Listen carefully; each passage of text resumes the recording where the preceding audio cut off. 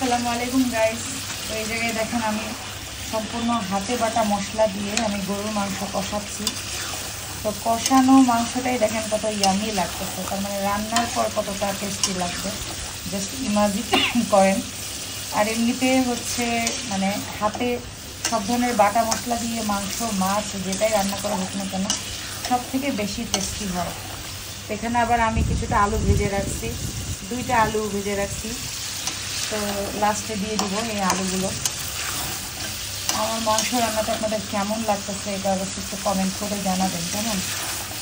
তবে ডাক্তার ভাইয়া এভাবে মাংস খেতে অনেক পছন্দ করে। আর লাস্টে হচ্ছে আমি একটু রসুন ফোড়ন দিয়ে দিব, জিরা রসুন ফোড়ন দিব।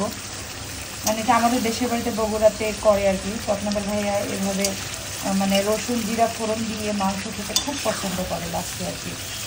তো এভাবে আপনারা কারা কারা খান লাস্টে রান্নার রসুন জিরা দিয়ে ফোড়ন দেন কারা কারা অবশ্যই কমেন্ট করে জানাবেন। তো সবাই ভালো থাকেন। আল্লাহ হাফেজ, আসসালামু আলাইকুম। দেখছেন কত ইয়ামি লাগতেছে কষা মাংস। আল্লাহ হাফেজ।